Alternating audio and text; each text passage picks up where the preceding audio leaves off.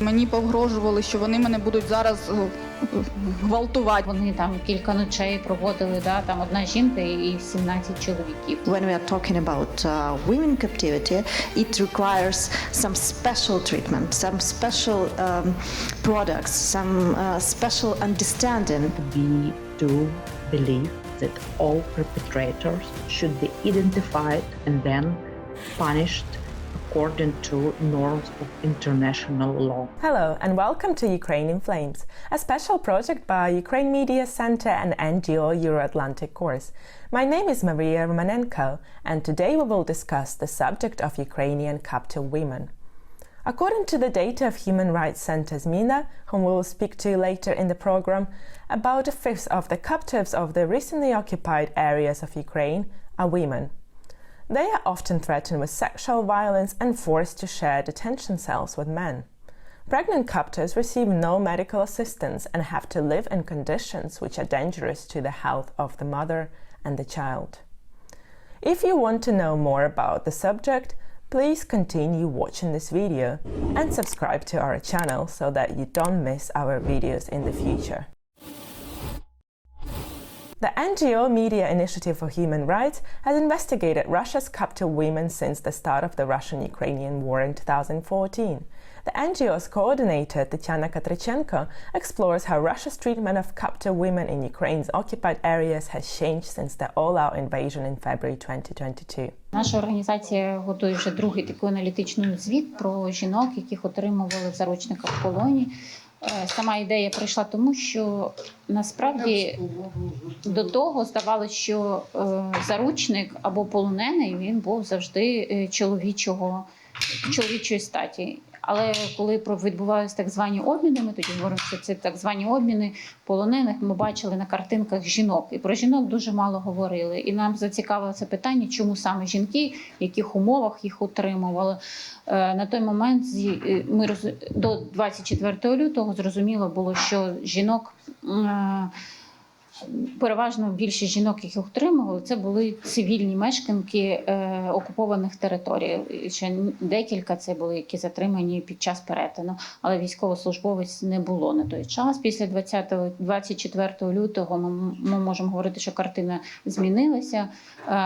Кількасот жінок перебуває в полоні, переважно більшість це військовослужбовці, які переважно, знову ж таки, більшість це жінки, які захищали Маріуполь, які в різний час виходили з Маріуполя, а також є велика кількість цивільних жінок. Їх кількість цих цивільних жінок сказати дуже важко, оскільки залишаються великі території окупованими. Не всі родичі цих жінок заявляють про такі затримання. Найважливіше це те, що система, Російська Федерація, вона готувалася до затримання великої кількості українських громадян, оскільки ми знаємо, що були звільнені і на окупованих територіях місця спеціальні утримання і місця утримання на території Російської Федерації, але вони не готувалися до утримання жінок. І тому в перші місяці жінки свідчать про те, що їх утримували разом з чоловіками, що їх перевозили разом з чоловіками, що вони там кілька ночей проводили, там одна жінка і 17 чоловіків в одній камері, маленькій. Тому досить важливо все-таки розділити, що відбувається з чоловіками-заручниками і військовополоненими, що відбувається з жінками. Жінку насправді утримують, як і чоловіка, утримують, затримали, захопили в полон, і все це є одна одиниця, один полонений. А в яких умовах їх утримують, це вже неважливо для Російської Федерації. Ми знаємо, що у випадку військовослужбовців Російська Федерація часто дуже не дотримується Женевських конвенцій. А що говорити про цивільних? Тому що про військовослужбовців хоча б є якісь юридичні підстави про утримання. Щодо утримання військовослужбовець є певні стандарти, які можна аналізувати, чи дотримуються, чи не дотримуються. Щодо цивільного населення, цивільних жінок, стандартних таких немає, тому що утримання цивільного громадянина і затримання, і переміщення – це є воєнним злочином, тобто це вже від початку є злочином.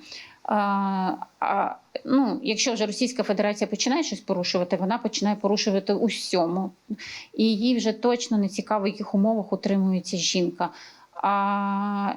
І ми теж толеруємо це питання, тобто не знання, не цікавість, у яких умовах утримується жінка, а тим самим допомагаючи Російської Федерації порушувати всі там можливі правила, норми, закони. Треба Україні робити те, щоб документувати належним чином всі ці воєнні злочини, систематизувати їх і представляти міжнародній спільноті. Міжнародна спільнота може також, ми знаємо такі ініціативи щодо документування і поширення також цієї інформації, але міжнародній спільноті, скоріше за всього, і у нас є, до речі, в нашому звіті підготовлені рекомендації щодо і українському уряду, і громадянському суспільству, і також міжнародним партнерам про те, що в принципі потрібно брати більш проактивну участь у, можливо, водокотуванні питання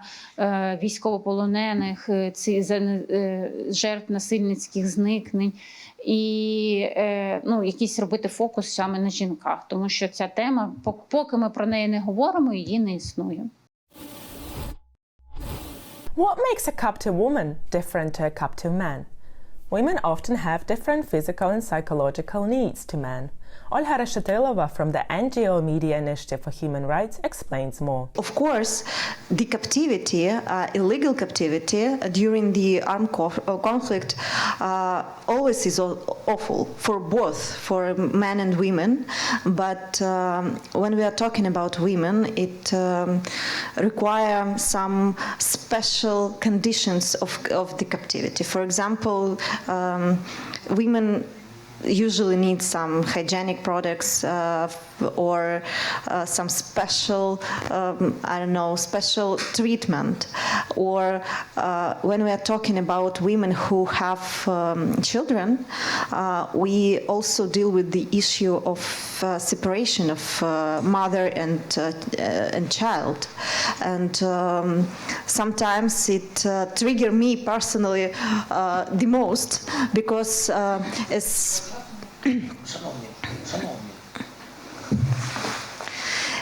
as our witness said here during the presentation, for her, the main thing she was carried about during her captivity was what happened to her children, what her children thought, because they didn't know where she is. When we are talking about women captivity, it requires some special treatment, some special products, some special understanding of women's psychology. Our organization tries to highlight this specific issue.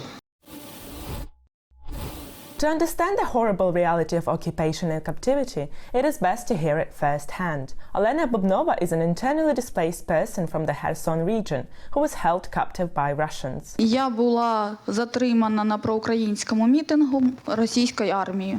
Мене отримували у підвалі, у не дуже гарних умовах, я би так сказала. В підвалі було холодно, не було де помити руки. В туалет я мала ходити під прицілом 3 автоматів. Для того, щоб сходити в туалет, треба було стукати в двері, чекати, поки вони прийдуть. Можуть вони взагалі не прийти. Робили вигляд, що вони не чують. Нас харчували, але в тих умовах, коли ти не можеш помити руки, коли ти вже сам не мився, не знаю скільки там, то якось і їжа ніяка тобі не лізе. Я ні разу там не їла, я не знаю, чим вони годували, я відмовлялась, я нічого не брала. Води нам не давали. 3 дні я пробула там в підвалі. Відношення було таке, що спочатку, як тільки мене везли туди, мені погрожували, що вони мене будуть зараз гвалтувати всі гуртом, вони мене будуть по колу пускати. Потім мені розповідали, що мене зараз поведуть до кадирівців, які мають мене якомусь там життю навчити. Коли я туди прийшла в той підвал, у мене залишився телефон в кармані. Я першим ділом, що я зробила, я написала чоловікові, що мене затримали, паспорт у мене забрали, ховай дітей. Тому що я розуміла, що в паспорті є прописка, і вони можуть прийти. Не знаю, наскільки їм це треба, не треба, але вони можуть це зробити. І в мене чоловік дітей переховував 3 доби, поки я не повернулася додому. Знаходитись в окупації – це жахливо. Раніше ми не розуміли, як живуть люди в окупації, в Луганську, в Донецьку, в областях. Ми цього не могли зрозуміти. Дійсно, поки ти не побуваєш в окупації, ти не зрозумієш, що це. Зараз от я розумію, що на все життя у мене відбився оцей звук автомата, коли його передьоргують той затвор. Я його тепер ні з чим ніколи не переплутаю. And finally, Natalia Ochotnikova, a researcher at Human Rights Center Zmina, describes some typical cases of Ukrainian women captured by Russians in their occupied areas and shares what her organization has done to help. According to our data, more than 300 people were stolen by Russian militaries, their allies or proxies, mostly on newly occupied territories of Ukraine, such as Kherson region, Zaporizhzhia, Donetsk, Luhansk region, and Kyiv and its settlements near it. According to our data that we collected in our database, more than 60 those who were captured are women. This is all kinds of activity that could be punished from Russian militaries or their representatives on spots for women and to be enforced the period after some activities. It could be some volunteering for Romadas. It could be just teachers. They don't want to join the Russian programs as they don't want to betray Ukraine and all those things that they learned before. And it could be representatives of local authorities, and they could be stolen just to threat them and another representatives and to join to new so-called policy in newly occupied territory. I want to share with you 2 typical cases. Of course, we couldn't disclose name of such women, but we could share the main tendencies. First of it, it's a case of a woman who was volunteering in Mariupol, the city that became a synonym to fear and cruelty nowadays. So this woman, she joined volunteers who helped people to escape from Mariupol, to support them with food and other crucial stuff. And she was stopped on one block posts, and he was captured, and more than 100 days she spent in Olenivka colony. It's an occupied part of Donetsk region, and she experienced and she saw a lot of things that she wanted to believe to forget, but she couldn't, because she saw tortures and non-providing minimum medical aid for those people who were in hostility. Now she is free, and she shared that she never forget and never forgive Russians for all this ways that she walked, not alone, but with other people. And second typical case that we see, this is a typical woman teacher of a Ukrainian school. It could be teacher of math or teacher of Ukrainian language or literature or history of Ukraine. Could be middle-aged or elderly woman. The main point is why she could be a victim of enforced disappearance. It's only because those brave teachers, they don't want to join these new schools, so-called, and they don't want to be a part of this Russian new programs that they apply in schools in newly occupied territories. Other organizations that are part of coalition of Ukraine 5 AM and our organization, Human Rights Center Zmina, we strongly believe that it should be punished.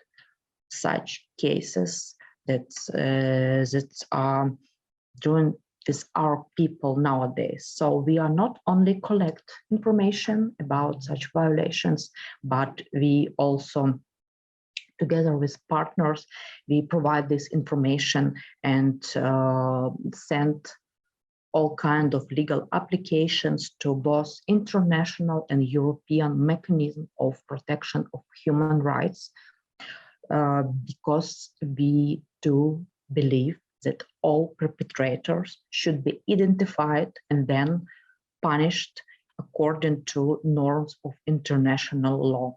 So this is our main role in this situation, and this is our strong belief that we are doing everything for our people to save them, and after this that justice will come.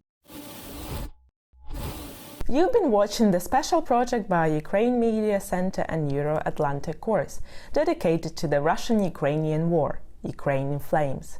In the description under this video you can find information how you can help Ukraine fight Russian aggression. If you find our work useful, please like and share this video. Glory to Ukraine!